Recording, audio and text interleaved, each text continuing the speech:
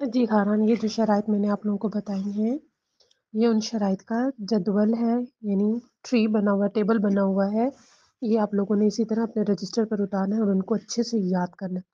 پہلی شرط ہے حیض کا خون 3 دن سے کم نہ ہو. حیض کا خون 3 دن سے کم نہ ہو. ہم نے پڑھا تھا نا، کم سے کم مدت 3 دن، زیادہ سے زیادہ مدت 10 دن.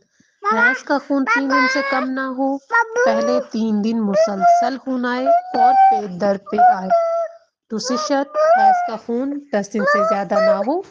تیسری شرط، 2 حیض کے درمیان کم از کم 10 دن کا فاصلہ ہو. جیسا کہ میں نے آپ لوگوں کو حیض کی تاریخ میں بتایا کہ بعض اوقات خواتین کو مہینے میں 2 بار حیض آتا ہے.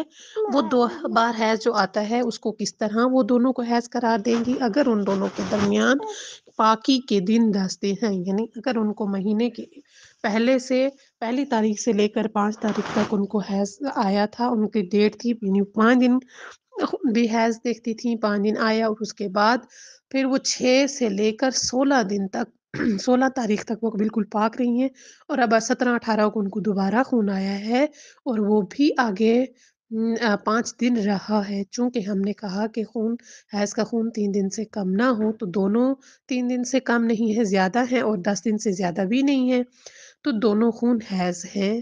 یہ پہلی شرط بھی ہے، دوسری شرط بھی. اب تیسری شرط جو ہے، یعنی 2 خونوں کے درمیان 10 دن کا فاصلہ ہے، تو یہ دونوں علیحدہ علیحدہ حیض کا حکم رکھتے ہیں.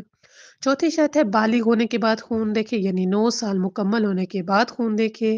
پانچویں شرط ہے 60 سال سے پہلے خون دیکھے، چاہے سادات ہوں یا غیر سادات ہوں. 60 سال کے بعد خون نہ دیکھے، 60 سال کے بعد والا خون حیض نہیں ہوتا. یہ ہے اس کا ٹری شرائط کا. یہ آپ لوگوں نے اچھے سے یاد کرنا ہے اور اس طرح مجھے سنانا بھی ہے، اور آگے پھر ہم مسئلے بھی ساتھ میں آپ نے سنانے ہیں.